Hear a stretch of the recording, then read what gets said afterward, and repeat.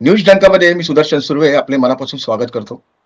मित्रांनो, गेल्या काही दिवसांपासून महाराष्ट्रातील सोशल मीडियावर एका तरुणाची जोरदार चर्चा सुरू आहे. कारण ठरली आहे गुहागर तालुक्यातील अंजनवेल येथील ऐतिहासिक गोपाळगडवर घडलेली घटना. एका बाजूला हा माझ्या बापाचा गड आहे असा दावा करणारा अय्याज मणियार आणि दुसऱ्या बाजूला त्या दाव्याला जाहीरपणे आव्हान देणारा एक तरुण सागर पवार. घटनेचा व्हिडिओ सोशल मीडियावर व्हायरल झाला.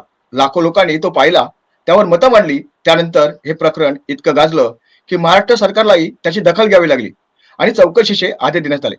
पण नेमकं त्या दिवशी गोपाळगडावर काय घडलं होतं, सागर पवार यांनी कोणत्या परिस्थितीत भूमिका घेतली, व्हिडिओत न दिसलेले काही तपशील अजून आहेत का, सोशल मीडियावर फिरणाऱ्या माफीच्या व्हिडिओकडे ते कसं पाहतात आणि या संपूर्ण प्रकरणाकडे ते कोणत्या नजरेने पाहतात, या सर्व प्रश्नांची उत्तर जाणून घेण्यासाठी आज आपल्या सोबत आहेत सध्या संपूर्ण महाराष्ट्रात चर्चेचा विषय ठरलेले सागर पवार.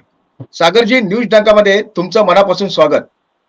नमस्कार. सागरजी, सर्वात आधी सुरुवात करूया त्या दिवसापासून. गोपाळगड किल्ल्यावर जाण्यापूर्वी त्या किल्ल्याबद्दल तुम्हाला, तिथे सुरू असलेल्या कोणत्या वादाबद्दल तुम्हाला काही माहिती होती का, की किल्ल्यावर गेल्यानंतरच या संपूर्ण प्रकरणाची माहिती मिळाली? नाही, किल्ल्यावर जाण्यापूर्वी मी पूर्णपणे त्या विषयाविषयी काय म्हणतात आपण, मला काही त्याची आयडियाच नव्हती का तिथे नक्की काय चालू आहे काय नाही. मी जस्ट आमचे एक नातेवाईक आहे, त्यांना विचारलं इथे चिपळूणमध्ये फिरण्यालायक काय, तर त्यांनी मला 2-3 नावं सांगितली. अंजनवेलला जा, तिकडे बाजूला तुम्हाला डॉल्फिन पॉइंट आहे आणि गोपाळगड म्हणून एक किल्ला आहे. तर किल्ल्याचं नाव ऐकल्यावर आपल्याला उत्सुकता असते किल्ला बघण्याची, आणि त्या किल्ल्याच्या भोवती काय इतिहास आहे हे मी फक्त गुगल केलं होतं की नक्की किल्ला कोणाचा आहे. आपण जाण्यापूर्वी थोडी माहिती असेल आपण, पण तो किल्ल्याला काही वाद आहे हे मला माहित नव्हतं. आणि आम्ही गेलो किल्ला फिरायला. तर जनरली मी माझ्या फॅमिली सोबतच जातो, तर तेव्हा पण फॅमिली सोबत होती. आम्ही गेलो आणि किल्ला बघितला. किल्ला सुस्थितीत होता, पण त्याची पडझड एवढी झालेली होती ना की ते बघून जर एखादा शिवभक्त असेल किंवा शिवाजींविषयी थोडा जरी आदर असेल तर त्याला पण राग येईल. पण मला याची काही आयडिया नव्हती की त्या जागेचा काही वाद चालू आहे किंवा किल्ला विवादित आहे, काय त्याचं बॅकग्राऊंडची काही आयडिया नव्हती. आणि फिरताना आपण जसं नॉर्मल एखाद्या किल्ल्यावर फिरतो तसं आम्ही फिरलो, तिकडची झाडं वगैरे बघितली. तर आमच्यासोबत माझ्या मामाचा मुलगा होता, त्याला या सगळ्या गोष्टींचं काही म्हणजे आयडियाच नव्हतं. किल्ल्यावर फार क्वचित जातो, लहान येतो. तर त्यांनी तिकडे खाली पडलेले आंबे घेतले आणि आलो आम्ही तिकडे. मी दुसऱ्या बुरुजावरती बुरुज बघत होतो, तर तिकडे खूप एकदम वाईट परिस्थिती होती. किल्ल्याच्या बुरुज तोडलेले आणि मग तिकडे काय म्हणतात टॉयलेट करून ठेवलेली घाण परिस्थिती होती. ते बघत असताना मला आवाज आला म्हणून मी परत आलो. तर त्या किल्ल्यामध्ये एक शेड होती आणि त्या शेडमध्ये भरपूर आंब्याच्या पेट्या होत्या. भरपूर जवळपास समजा 50-60 जण तिथे काम करत असतील आणि अजून 40-50 लोक त्या झाडांच्या मागे कानाकोपऱ्यांमध्ये छोटे छोटे काय म्हणतात आपण झोपड्या बांधून तिथे राहत होते. तिकडेच कपडे वाळत टाकायला लागलेले, तिकडेच चुली बांधलेल्या. बरंच सारं बांधकाम पाडलं होतं, म्हणजे असं कळत होतं की ते बांधल्यानंतर पाडलंय. तर मी आलो आणि हा विषय झाला. तर तिथे काम करणाऱ्या 4-5 मुली होत्या, त्या जोर जोरात ओरडायला लागल्या. तर मी त्यांना म्हटलं नक्की झालं काय, मला काही आयडियाच नाही या गोष्टीची. तर ते म्हणतात तुमच्या सोबत आलाय त्यांनी हे घेतलंय. मी म्हटलं एक काम करा, त्याला माहित नाही या गोष्टीतलं काय, त्याच्याकडून चूक झाली असेल तर तुमचं जे काय आहे, आपण कसं गड किल्ल्यांवर जातो तिकडे दुकानं असतात, काही लोक विकत असतात. आता ते पन्हाळगडावर बोला, जंजिऱ्यावर बोला, तिकडे विक्री म्हणजे सरस चालूच धंदे. तर मी त्यांना म्हटलं तुमचे जे काय असेल पैसे ते घ्या आणि आम्हाला जाऊ द्या. तर त्यांचा विषय असं झाला की ते म्हणतात का तुम्ही उचललेच कसे, तुम्ही तिथे पाठी नाही वाचली का, असं तसं, हा किल्ला खासगी आहे आणि आता मालक येतील त्याच्याशिवाय तुम्हाला जाऊ देणार नाही. मी म्हटलंय बघा विषय एवढा मोठा नाहीये की एवढा वाद करावा, तुम्ही तुमचं जे काय असेल ते घ्या आणि मला जाऊ द्या. म्हणून मी जायला निघालो. तर किल्ल्याचं गेट आहे ते आम्ही आलो तेव्हा उघडं होतं. पण हा सगळा प्रकार घडायच्या आधी, आता तुम्ही स्टेटमेंट बघितले असतील बऱ्याच, काय म्हणतात इम्तियाज मनियार त्याच्या वकिलांनी पण एक स्टेटमेंट दिलं. त्याच्यामध्ये तो म्हणतो की वाद सुरू झाल्यानंतर ते गेट बंद करण्यात आलं, पण सगळा वाद सुरू व्हायच्या आधी मी किल्ला फिरतच होतो. त्याच्या आधीच ते गेट बंद करून त्याला रस्सी बिस्सी बांधून ठेवलेली. आणि मी बघायला गेलो तर किल्ल्याचा गेट नुसता बंद नाही तर त्याला रस्सी बांधून तो बंद करून ठेवलाय. आणि तिकडे त्याचे कामगार तो गेट बीट पकडून उभे आहेत, म्हणतात तुम्ही बाहेर जायचं नाही. तर मी त्यांना म्हटलं ठीक आहे, मी बाहेर नाही जात. माझ्या फॅमिली मेंबरला, माझ्या बहिणीला, बायकोला, भावाला, यांना तुम्ही बाहेर जाऊ द्या आणि माझी गाडी बाहेर जाऊ द्या. मी तुम्हाला इथे बसून राहतो. तुमचा मालकच येणार ना. मी अर्धा तास बसतो, 1 तास बसतो. जोपर्यंत तो येत नाही तोपर्यंत बसतो. तुम्ही माझ्या फॅमिली मेंबरला कशाला आतमध्ये ठेवतो? त्यांना तर जाऊ द्या. तुम्हाला बोलायचंच आहे किंवा काय कॉम्पन्सेशन हवं, मी देतो ना. मी बसलो इथे. तर त्याच्यावरून त्यांनी एवढा वाद घातला की तो व्हिडिओ शूट व्हायच्या आधी सुद्धा बरीच बाचाबाची झाली. ते आले, त्यांनी काय म्हणतात, आईला 4 गोष्टी बोलल्या, माझ्या बायकोला 4 गोष्टी बोलल्या, भावाला तर एवढं सुनावलं. त्याच्यावरती पण मी त्यांना म्हटलं एवढं बोलायची काही गरज नाहीये, वाद नाहीये काही, आता तुम्ही जास्त करताय. तर ते म्हणतात थांबा, मालक आल्यावर तुम्हाला कळेल जास्त कोण करतंय आणि काय करतंय. मी म्हटलं एक काम करा, आता अर्धा तासात झालाय, तुम्ही मला नंबर द्या, नाव सांगा मालकाचं, मी कॉल करतो आणि मी इथेच बसून राहतो तुमच्या शेडमध्ये. या सगळ्यांना बाहेर जाऊ द्या. ते म्हणतात नाही, मालक आल्याशिवाय तर कोणीच जाणार नाही. मी त्यांना एकदा विचारलं, मालक म्हणजे तुम्हाला हे जे आंबे बिंबे पिकवलेत, हे शेड टाकले, तर तुम्हाला काय असं ते आंबे पिकवून विकणारेच मालक म्हणायचं त्या बिझनेसचे, की अजून काय? नाही म्हणतात, त्या किल्ल्याचे मालक आहेत, ते येतील मग तुम्हाला सांगतील तुम्ही काय केलं. मी हा सगळा वाद झाल्यावरती पण बसून राहिलो. नंतर ते आले आणि आल्या आल्या मी त्यांना पहिला प्रश्न हाच विचारला की बाबा तुम्ही आहेत कोण, जे तुम्ही किल्ल्याच्या गेटला दोरी बांधून ठेवली आहे आणि मला आतमध्ये ठेवलंय. आणि मी एवढा रिक्वेस्ट करतोय, तुम्ही तो व्हिडिओ पण बघितला असेल जो मी 12 मिनिटाचा व्हिडिओ टाकल्यानंतर, त्यात मी त्याला आल्याला पहिले तोच प्रश्न विचारला की तू कोण आहेस जे तू मला हे किल्ल्याचे गेट बीट बांधून आमच्या सगळ्या फॅमिलीला आतमध्ये ठेवले. तर त्याचा पहिला रिप्लाय होता की या किल्ल्याचा मालक आहे मी. आणि हे ऐकल्यावरती मला हेच कळलं नाही की किल्ल्याचा मालक ही गोष्ट मी आयुष्यात पहिल्यांदा ऐकली. मी त्याला विचारलं पण की बाबा किल्ल्याचा मालक कसा काय झाला, तू किल्ल्याचा मालक? मी त्याला 10 वेळा विचारलं, तू मालक आहेस तर काहीतरी प्रूफ दाखव. आणि ती जी पाठी लावली आहे तू, आता आपण जनरली बघतो एखाद्या जागेचा वाद असतो किंवा कुठली म्हणा जी प्रॉपर्टी सरकारी नसते पण खासगी पण नसते, जसं रस्त्यामध्ये हस्तांतरण करताना रस्त्यामध्ये एखादा शेतकरी देत नाही, तिथे पण पाठी लावून ठेवतो की ही माझी खासगी मालमत्ता आहे आणि विवादित आहे. यांनी सरच फक्त बोर्ड लावला की 5,000 रुपये दंड आकारण्यात येईल ना, त्याच्यावरती नाव होतं ना काय. तर मी त्याला बोललो, तू मालक असतं तुला कसली लाज आहे, तू कशाला भितो तिकडे लिहायला? तर तो बोलतो, तो माझा प्रश्न आहे, मला लिहायचं नाही लिहायचं माझा प्रश्न आहे, मी लिहीन नाही लिहीन. मी म्हटलं, तू पहिली गोष्ट तू किल्ल्याचा मालक आहेस असं तू म्हणतोस, तू मालक नाहीये.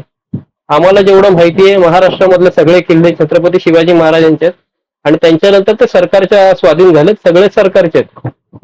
तर विषय असा वाढत गेला. मी त्याला 1000 वेळा जाब विचारला की बाबा तू मला काहीतरी दाखव की तू मालक आहे आणि पहिले तर ते गेट खोल आणि आम्हाला जाऊ दे. त्याने काही गेट उघडलं नाही, छाती ठोकपणे जवळपास अर्धा तास तेच सांगत होता. आता मी जो व्हिडिओ टाकलाय त्यातल्या अर्ध्या क्लिप्स मी टाकल्या नाही, कारण का त्यानंतर शूट केला. तर जाताना मला शिकवतोय, तुझं लॉजिक नाही, हे नाही ते नाही, तुम्हाला अक्कल नाही. मी म्हटलं सगळं ठीक आहे, पण हा वाद आहे ना, हा वाद मी तुझ्याशी आंब्यासाठी घालत नाही. तू मला आतमध्ये डांबवून ठेवतोस आणि वर्ण तू बोलतो या किल्ल्याचा मालक तू आहेस. असा कसा तू मालक झाला? मला पण बघायचंय, असे किल्ले जर विकत मिळत असतील तर मला बघायचं बाबा कुठे मिळतात. त्यावरून त्याने एवढा वाद घातला, बाहेर जाऊस तर तो आमच्याशी भांडत होता.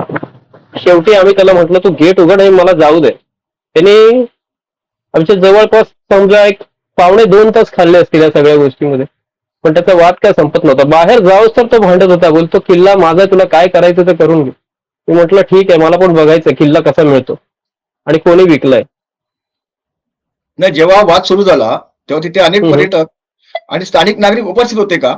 व त्यावेळी लोकांची प्रतिक्रिया नेमकी कशी होती आणि लोक तुमच्या बाजूने उभे राहिले होते का, की बहुतेक जण शांतपणे पाहत होते? नाही, आम्ही जेव्हा किल्ला बघायला गेलो ना तर किल्ल्याच्या आतमध्ये आधीच 3-4 पर्यटक होते आणि मी बघत असताना म्हणजे ऑन द वे असताना अजून 3-4 जण आले होते. एक कपल होतं, परत एक फॅमिली होती. ते आले जेव्हा हे यांचं संभाषण चालू होतं तेव्हा ते आले किल्ल्यामध्ये. ते फॅमिली होती, त्यांनी असा किल्ला बघितला सगळीकडून आणि त्या गेटमधूनच ते परत निघून गेले. आणि त्याच्यानंतर एक कपल आलं, त्यांनी किल्ला बघितला, वातावरण बघितलं आणि ती मुलगी त्याला म्हणते इकडे काय सेफ वाटत नाही, आपण जाऊया. तर ते पण निघून गेले. पर्यटक फक्त यायचं, त्याचं सराउंडिंग बघायचे, तिकडच्या आतमधली माणसं बघायची आणि निघून जायचे. कोणी आमच्या एवढं थांबलं नाही, जो येतो गेटवरून बघतो आणि निघून जातो. कारण का आतमध्ये जाणं पण सेफ वाटत नव्हतं. मी होतो, आम्ही आतमध्ये गाडी लावली आणि मला बघायचंच होतं म्हणून आम्ही आतमध्ये गेलो आणि पूर्ण बघूनच आलो नक्की चाललं काय. या घटनेचा व्हिडिओ सोशल मीडियावर आल्यानंतर तो प्रचंड व्हायरल झाला. या हम्म, काळात हम्म, तुम्हाला सर्वाधिक पाठिंबा कोणाचा मिळाला आणि दुसरीकडे काही धमक्या, दबाव किंवा मानसिक त्रासाला सामोरं जावं लागलं का? हम्म, हम्म. बघा, जेव्हा मी व्हिडिओ टाकला सोशल मीडियावर, पहिली गोष्ट तर सपोर्ट काहीच मिळाला नाही. कोणाचा सपोर्ट मिळाला नाही. व्हिडिओ टाकल्यावर मला सगळ्यात पहिले कॉल आला गुहागरवरूनच. गुहागरवरून कॉल आला. त्यांचं सगळ्यात पहिले म्हणणं होतं की तू व्हिडिओ का टाकलास. मी म्हटलं, आता सोशल मीडियावरती व्हिडिओ टाकायचा नाही टाकायचा हे पण आता मला कोणाला विचारावं लागेल, आणि माझ्यासोबत झालेल्या गोष्टी मी सांगायचं नाही तर कोण सांगणार. म्हणजे असं आहे का दुसरा कोणीतरी माझ्यासाठी तो व्हिडिओ काढेल आणि त्याच्यावर टाकेल. तर एक समजा की जे शासकीय माणसं आहेत त्यांनी पण कॉल करून हेच सांगितलं की तुला ऍक्शन घ्यायची काही गरज नाहीये, तू पर्यटक म्हणून गेलास ना तर किल्ला बघ, तुला पण फॅमिलीचं काय म्हणतात, फॅमिलीकडे लक्ष दे. फॅमिलीवाल्या माणसाने असं काय करायचं नसतं. तुझा तू किल्ला बघितला झालं, गप घरी जायचं होतं. या गोष्टी करायची तुला गरज काही नव्हती. हे असं एकदा नाही दोनदा नाही, एका दिवसामध्ये 7-8 वेळा झालं. शेवटी मी त्यांना वैतागून म्हटलं की मला फॅमिली आहे, माझं कुटुंब आहे, ते माझं मी बघेन. माझं सोशल मीडिया अकाउंट आहे, ते माझं मी बघेन. मला व्हिडिओ काय डिलीट करायचा नाही, आणि यापुढे जे काय होईल ना ते फेस करायला मी समर्थ आहे. तुम्ही मला सांगू नका. सपोर्ट म्हणायचा तर एक 2-3 दिवसांनी बऱ्याच जणांचे कॉल आले. पण कसं असतं, 10 जणांचे कॉल येतात, पण त्या 10 मधले 2 जण जेन्युइन असतात. 8 जण नुसते असे चालली आहे ट्रेन, त्याच्यामध्ये पकडायची आणि आपलं काहीतरी स्वार्थ त्याच्यामध्ये बघायचा पोळी बाजून आणि तो घ्यायची. साधून घ्यायचा. हा, बस आपली पोळी भाजून घ्यायची आहे. तर मी पण जास्त कोणाला एंटरटेन केलं नाही. भरपूर जणांचे कॉल आले, पण मला वाटलं की एखादा माणूस जेन्युइन आहे त्यालाच मी रिप्लाय दिला.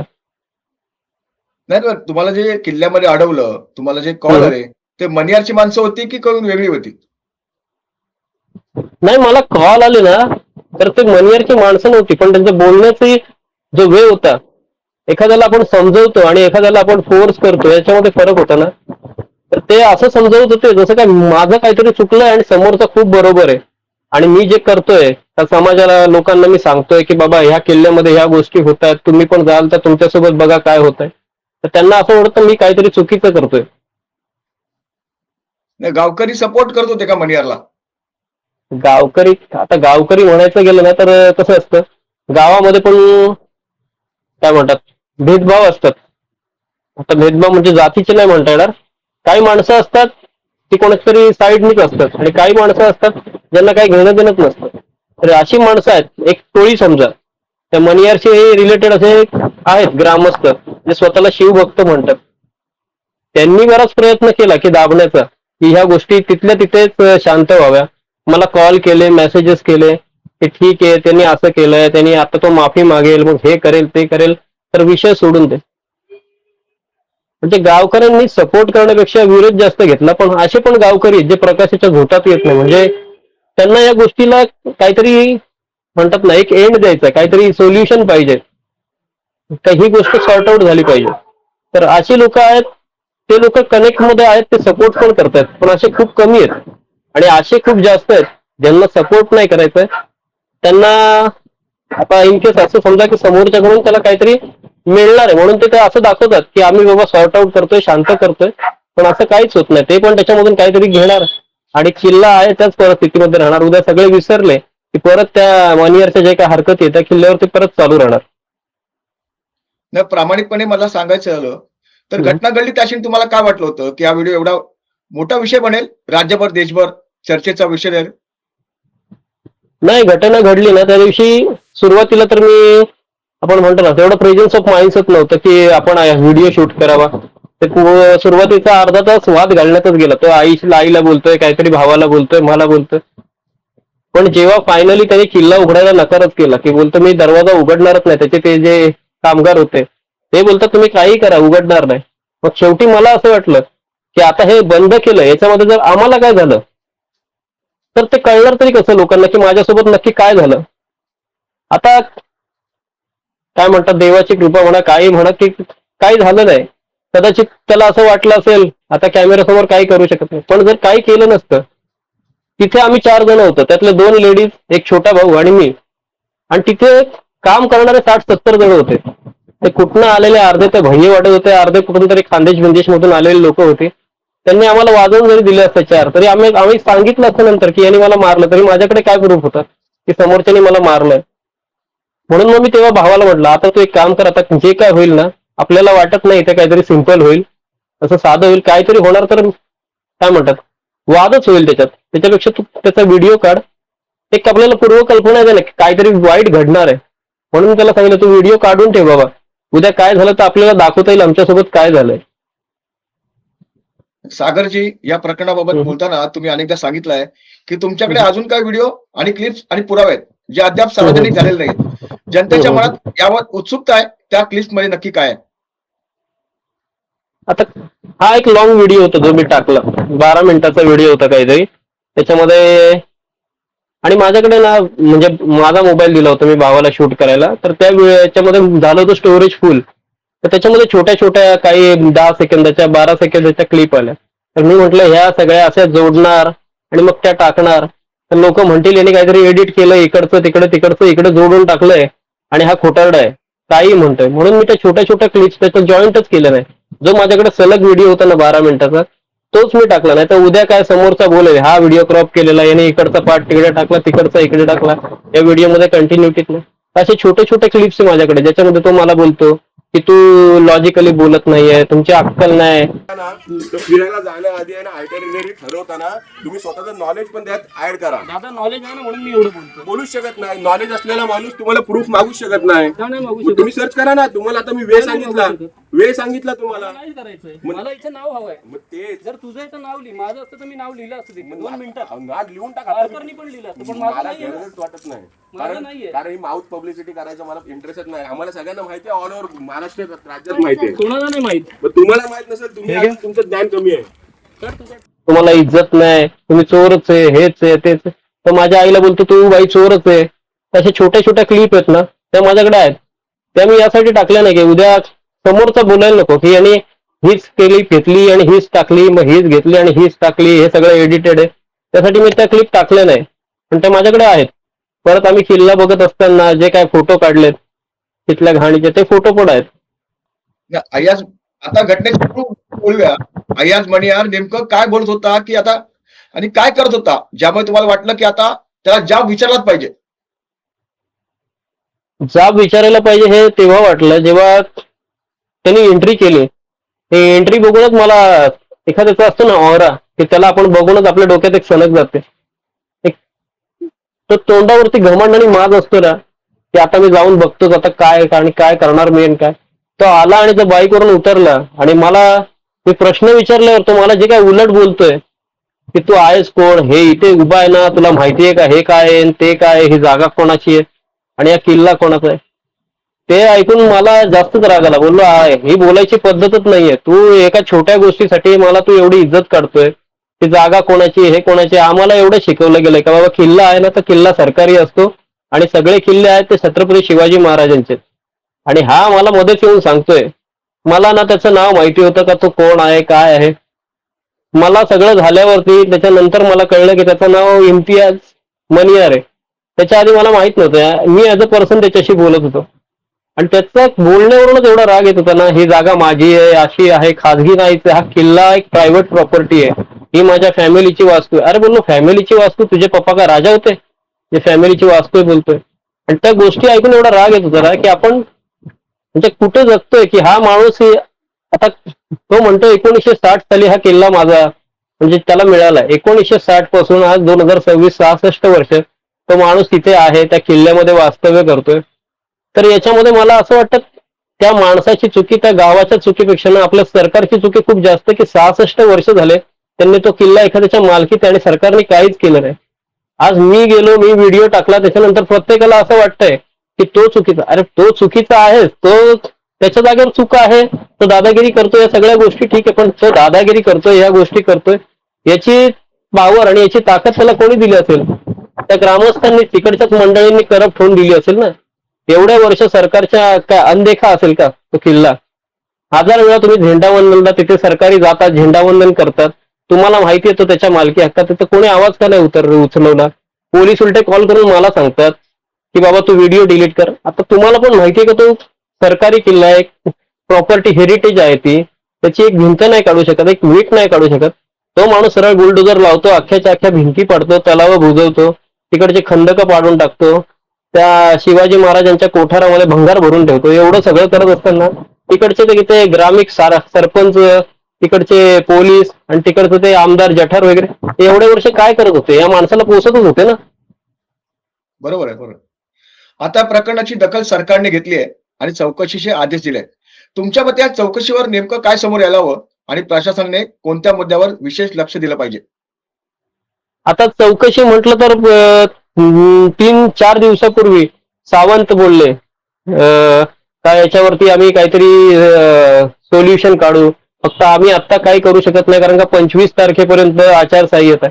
तर मला असं वाटतं ना, राजकारणामध्ये असं झालं ना की थोडी वेळ द्यायची, 10 दिवस देऊ, 15 दिवस देऊ आणि बघायचं की हा मुद्दा किती धरला जातोय, त्याच्यावरती किती लोक रिॲक्ट करतायत. जर लोक 25 दिवसांमध्ये शांत झाले तर यांचं काय आयतीच पोळी भाजली जाते, झाली लोक शांत, तर कोण त्या गोपाळगडाकडे परत बघायला जाणार आहे, कोण ढुंकून बघणार आहे तिथे काय होतं काय नाही. तर जेवढं फास्ट ट्रॅक मध्ये होईल. आता काल आशिष शेलार म्हटले की 15 दिवस देणार आहे, 15 दिवस तुम्हाला देणार आणि त्याच्यामध्ये बघणार की आम्ही अभ्यास करणार की नक्की किल्ला कुठून आला, कसा आला, हस्तांतर करण्यालायक आहे की नाहीये. आता बदलापूरमध्ये तुम्ही बघितलं असेल भरपूर अतिक्रमण तोडले. काही जणांचे 40-40, 50-50 वर्षापूर्वीची घरं तोडली. म्हणजे तुम्ही एखाद्याचं राहतं घर 1 मिनिटाची लिगल नोटीस देऊन तुम्ही काही न बघता त्याच्याकडे 7/12 आहे नाहीये. बदलापूरमध्ये बरेच असे अतिक्रमण तोडले ज्यांच्याकडे 7/12, त्यांच्या 7/12वरती नावं पण आहे, फक्त का तर त्यांनी पत्र्याचं त्याच्यावरती बांधकाम केलं म्हणून तुम्ही तोडलं नगरपालिकेची परमिशन न घेता. जर सरकार एवढ्या पटकन कारवाई करू शकतं तर हा एवढा मोठा किल्ला 66 वर्ष एखाद्याच्या ताब्यात आहे, तो तुम्हाला तोडण्यासाठी 25 दिवस लागतात, 15 दिवस लागतात. तर हे मला असं वाटतं वेळ काढण्याचं काम चालू आहे की लोकांच्या भावना बघायच्या, किती दिवस लोक त्याच्यावरती टक धरून देऊ शकतात, तो मुद्दा किती दिवस धरून ठेवू शकतो. कारण का सरकारला पण माहिती झालंय 15 दिवस बोलायचं, 10 दिवस बोलायचं, 5 दिवस बोलायचं, उद्या करतो परवा करतो, असं करून लोक शांत होतात आणि ऍट द एंड काही होत नाही, त्याच्यावरती शांतता. तर जेवढं लवकरात लवकर होईल, म्हणजे आता समजा 2 दिवस, 4 दिवस, 5 दिवस तुम्ही हस्तांतर नंतर करा, पण त्या किल्ल्याचं जे काय तुटलेलं आहे बांधकाम किंवा किल्ल्यावरती जी काही घाण झाली आहे ती घाण बाहेरची लोक येतात. म्हणजे त्या गावामधले काही ठराविक मुलं आहेत जे किल्ल्याचं संवर्धन करतात, जाऊन किल्ला साफ करतात, त्यांना पण तुम्ही ओरडतात, त्यांना पण पोलीस त्रास देतात, तो मनियार त्यांना पण त्रास देतो. तर आता तुम्ही हस्तांतर नाही करू शकत तर त्या किल्ल्याचं संवर्धन तरी करा ना. म्हणजे उद्यापासून कामाला लागा. पोलीस काय करतात, मला बोलतात व्हिडिओ काढला. परवा रत्नागिरीचे पोलीस गेले, त्यांनी जाऊन व्हिडिओ का काढला? साफसफाई करायची होती, साफसफाई केली असती, दिसलं असतं लोकांना साफसफाई केली. साफसफाई करणारा व्हिडिओ काढला, तो पोस्ट केला, मग त्याच्यावरती गाणं लावलं, नरसिंह छावाचं म्युझिक लावलं. तुम्ही काय तिथे पब्लिसिटी स्टंट करायला गेलेत? त्यांना वाटतं लोकांनी जाऊन तिथे व्हिडिओ काढून टाकू नये कारण का लोकांना घाण कळेल तिकडे असलेलं काय म्हणतात करप्शन कडे. पण आम्ही जाणार, आम्ही व्हिडिओ काढणार, तो कोण वकील येणार असं संगम स्टाईल मध्ये, त्याला बोलणार तू माफी माग, हा बोलणार हा मी माफी मागतो, असं एक नाटकीय रूपांतर करणार आणि दाखवणार की आम्ही असं काय काय करतोय. पण खरंच ग्राउंड वरती जर तुम्हाला करायचं असेल तर एवढ्या तुमच्या गावामध्ये पोरं आहेत जे किल्ल्याचं संवर्धन आणि साफसफाई करायला येतात, त्यांना तुम्ही का हकलताय? आता तुम्ही माफीचा विषय काढला म्हणून प्रश्न विचारतोय. सध्या सोशल मीडियावर अय्याज मनीर यांचा दिलगिरी व्यक्त करणारा व्हिडिओ मोठ्या प्रमाणात फिरतोय. तुम्ही तो व्हिडिओ पाहिलाय का? आणि तुम्हाला असं वाटतं की त्याने मनापासून चूक मान्य केलेली आहे की केवळ वाढता वाद शांत करण्याचा त्यांचा प्रयत्न आहे? मला असं वाटतं ना, त्या अय्याज मनियारने जो व्हिडिओ टाकला, तर माफीनामे आपण बऱ्याच प्रकरणामध्ये बघतो. आता रिसेंट प्रकरण झालेलं तर त्यांनी कोणतं एक युट्यूबर आहे त्यांनी माफीनामा टाकला, तर माफीनाम्यामध्ये माफी पण मागायची असते. त्यांनी जो व्हिडिओ टाकला ना त्याच्यामध्ये त्यांचे वकील म्हणजे ते आहेत ग्रामस्थच आहे, ते स्वतःला म्हणतात की या किल्ल्याच्या मुक्तीसाठी आम्ही काय करतो, पण 16-17 वर्ष झाले ते काही करत नाही आणि याच्या पुढे पण काय करतील अशी अपेक्षा नाही. कारण का सरकारकडून 10 कोटी मिळणार आहेत, 10 कोटीपैकी जर मी काय म्हणत नाही, पण झाडाच्या फांद्यांची पानं जरी पडली तर ती पानं वेचायला पण गोरढोरं येतातच गावातली. तर तशीच पानं गोळा करणारे काही असतील तर ते जे नाटकीय रूपांतर होतं. आता एखाद्याला आपण जर माफीनामा सांगतोय ना तर समोरच्या माणसाला तो इम्तियाज मनियार काय आहे, मी त्याला समोरासमोर बघितलं, 2 तास आमचं संभाषण झालं. त्याचं जे शब्दसाठा आहे मराठी बोलणं, त्याच्या मराठीमध्ये हे नाहीये की माझ्या गोष्टीचा विपर्यास केला, माझं काय म्हणतात, मी तेव्हा हे नव्हतो, आता त्याने काय म्हणजे असे मराठी शब्द वापरले जे म्हणजे मला पण आठवत नाहीये. एक नॉन महाराष्ट्रीयन माणूस, नॉन मराठी माणूस एवढं फ्लुएंट मराठी बोलतोय. ते मराठी त्याचं मी ऐकलंय, माझ्या व्हिडिओमध्ये पण त्याचं मराठी दिसतंय की ते शब्द आठवायला मला पण वेळ लागतात आणि तो बोलतोय आणि समोरचा बरोबर तेच प्रश्न विचारतोय जे समोरच्याकडून उत्तर येणं त्याला अपेक्षित आहे.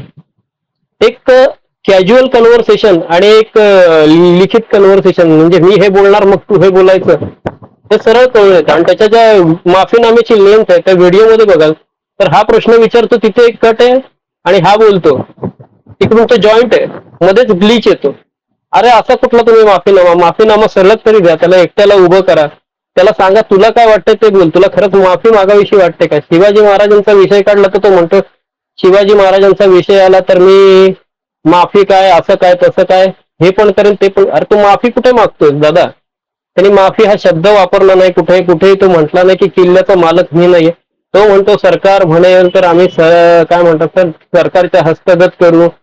त्याच्यामध्ये त्याला कुठेही पश्चाताप झालाय, कुठेही त्याला असं वाटत नाही की तो गिल्टी आहे, माझ्याकडून काय चूक होते, मी कोणाला काय बोललोय. ते माफी मागायला काय अर्थच नाही. मी पूर्ण व्हिडिओ आता माझा जवळपास मला 50 वेळा बघून झाला असेल की माझं काय चुकतंय का, आणि त्याच्यावरती मी व्हिडिओ पण टाकला की हा माफीनामा खोटा आहे. आणि माझं तिथल्या काय म्हणतात ग्रामीण लोकांशी कनेक्ट आहे, कारण का मी आता काही महिने झाले समजा माझं सुदैवाने कनेक्ट झालं कोकणाशी आणि त्यामुळे माझं तिकडच्या लोकांशी कनेक्ट होतंय की तो माणूस काय आहे.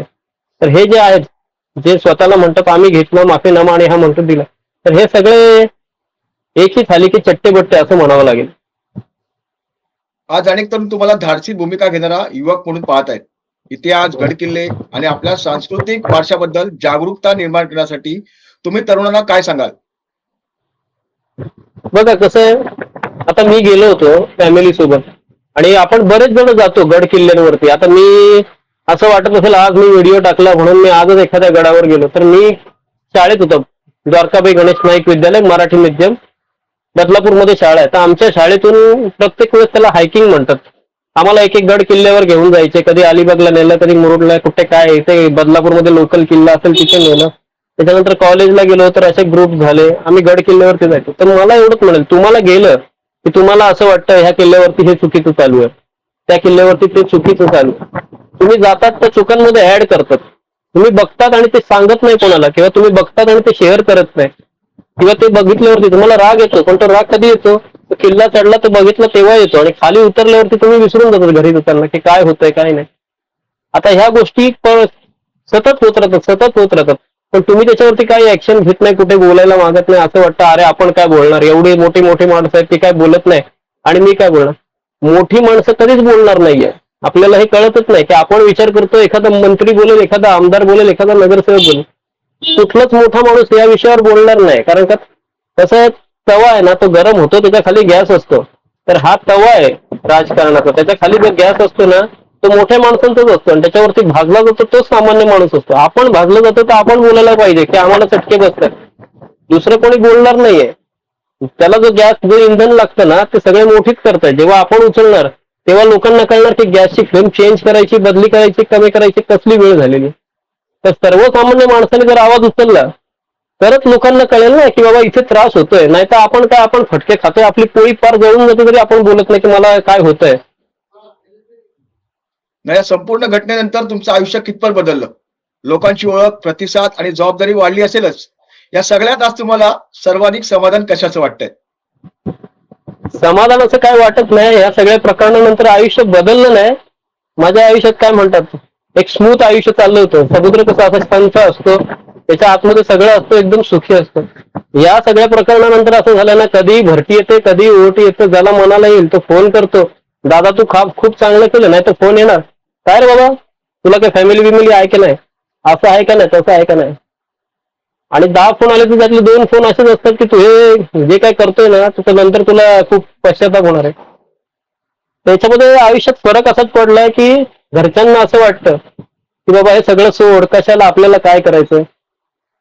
पण कसं आपण काय नाही केलं तर आयुष्यात काहीच होणार नाही. तर चांगला फरक म्हणण्यापेक्षा एक आपल्याला म्हणतात ना आतून एक क्युरियोसिटी असते, एक दगदग लागून राहते की ह्या विषयावर नक्की कुठलं वळण घेईल. काही जण याचा चांगला पर्याय काढतात, काही जण त्याचा वेगळाच विषय नेतात, काही जण त्याचा जातीवाद घुसवतात, काही जण म्हणतात श्रेय वाद चालू आहे, काही जण म्हणतात हा व्हिडिओ टाकतोय कारण काही याला काहीतरी. अरे मला जर काहीतरी पाहिजे असतं तर मी व्हिडिओच नसता टाकला, मी व्हिडिओ टाकून त्याला फोन केला असता आणि विचारलं असतं बाबा आता काय करायचं. त्याचा फोन मला समोरून आला होता तेव्हा पण मी त्याला बोललो असतो मी 2 मिनिटात व्हिडिओ डिलीट करतो, माझ्या अकाउंटचा नंबर हा आहे किंवा माझा मोबाईल नंबर हा आहे. आणि अशा गोष्टी व्हायला काही वेळ नाही लागत, ते तर 2 दिवसामध्ये होतं. आज मी व्हिडिओ यासाठी बनवतो की मला वाटतं समोरच्यानी जे केलंय ते चुकीचं, आणि लवकरात लवकर जर काहीतरी झालं तर मला समाधान वाटेल की माझ्या आयुष्यामध्ये मी काहीतरी केलंय. आता एक शेवटचा प्रश्न विचारतो. गोपाळगडावर गेल्यावर तुम्हाला काय काय पाहता येईल? गोपाळगडावर आत्ता गेल्यावरती तुम्हाला घाण पाहता येईल, पण त्याच्या जर नीट संवर्धन केलं तर गोपाळगडावरती चांगल्या विहिरी आहेत 2. एक समुद्राच्या बाजूला दरवाजा आहे, तिथून तुम्ही खाली उतरलं तर खूप सुंदर समुद्र आणि खूप सारे डॉल्फिन दिसतील. एवढे डॉल्फिन दिसतील ना तुम्हाला, तुम्ही आयुष्यात बघितले नसतील. म्हणजे जर तुम्ही पर्यटक असाल एक हौशी तर गोपाळगडावर तुम्ही जा, त्याच्या तिन्ही बाजूने समुद्र आहे आणि ज्या बाजूने त्यांनी गेट उघडलंय जिथे गेट नव्हतं त्या बाजूला जमीन आहे, जमिनीच्या बाजूने पूर्ण किल्ला बंदिस्त होता आणि समुद्राच्या बाजूने तो ओपन होता. तर तुम्ही जर आयुष्यामध्ये कसला तरी एकदम सुंदर अनुभव घ्यायचा असेल ना तर गोपाळगडावर गेला ना. आणि तिकडचं आता मी रायगडावरती पण आपण जायला तर जोते उरलेत, बऱ्याच ठिकाणी अर्ध तुटलंय, पण इथे शाबूत आहे बांधकाम. यांनी त्याच्यावरती बुलडोजर चालवून जेसीबी चालवून गाड्या आतमध्ये घुसवून, चक्क माझी गाडी आतमध्ये गेली, किल्ल्याच्या आतमध्ये गाडी गेली. मला पण असं वाटलं अरे कोणीतरी अडवेल, पण किल्ल्याच्या आतमध्ये गाडी गेली आणि काय गाड्या सरस आतमध्ये जातात, पूर्ण सपाट करून टाकलेलं आहे. म्हणजे त्याच्यामध्ये जर काही असेल ना तरी गाड्या जाऊन जाऊन त्या जमिनीच्या खाली गेल्या, पण किल्ला सुस्थितीत होता. मी बरेच जुने व्हिडिओ पण बघितले 2016चे, त्याच्या आधीचे. एबीपी न्यूजनी पण त्याच्यावरती 8 वर्षापूर्वी एक काय म्हणतात डॉक्युमेंटरी बनवलेली, त्यात पण किल्ला चांगला आहे. आता काही मित्र झालेत माझे नव्याने, त्यांनी पण बरेच व्हिडिओ पाठवले की किल्ला सुस्थितीत आहे. आता जातात लोक तर स्वच्छतेनंतर मला वाटतं काही उरलं असेल तर बघायला गेलं तर सुंदर परिसर आहे आणि किल्ला अजूनही चांगला आहे. म्हणजे तुम्ही बघू शकता की त्या काळामध्ये काय होतं. आणि तिथे सिद्धी जोहरनी लिहिलेली आपण काय म्हणतो त्याला दगडावर लिहितात, तर ते तिकडे सापडलंय. हा, तर ते पण तिथून उत्खनन करून सापडलेलं. तर अशा बऱ्याच गोष्टी मला वाटतं त्या किल्ल्याचं जर संवर्धन केलं, कारण का 1960 आणि 2026 यामध्ये सरकारचं 66 वर्ष तिथे लक्ष नव्हतं, तर कितीतरी साऱ्या गोष्टी त्या मातीखाली दाबल्या गेल्या असतील या 66 वर्षात. जर तो नीट केला तर खूप काय मिळेल बघायला. शिलालेख म्हणतात त्याला. हा, शिलालेख. मी बोललो मी त्या हा. मगाशी, शिलालेख बोलतात त्याला. हा. सागरजी, तुम्ही आमच्यासाठी वेळ दिलात, मन मोकळेपणाने तुमची भूमिका मांडलीत, त्याबद्दल तुमचे मनपूर्वक आभार. कोणत्याही घटनेकडे पाहताना प्रत्येकाची मतं वेगळी असू शकतात, मात्र इतिहास, वारसा, सार्वजनिक जबाबदारी आणि समाजातील संवाद या विषयांवर चर्चा होणं तितकंच महत्वाचं होतं. आज तुम्ही तुमची बाजू आमच्या प्रेक्षकांपर्यंत पोहोचवली, त्याबद्दल पुन्हा एकदा धन्यवाद. मित्रांनो, ही मुलाखत तुम्हाला कशी वाटली ते कमेंटमध्ये नक्की सांगा. व्हिडिओ आवडला असेल तर लाईक करा, शेअर करा आणि आमचे न्यूज टाका चॅनल सबस्क्राईब करू नका. धन्यवाद सागरजी. थँक्यू.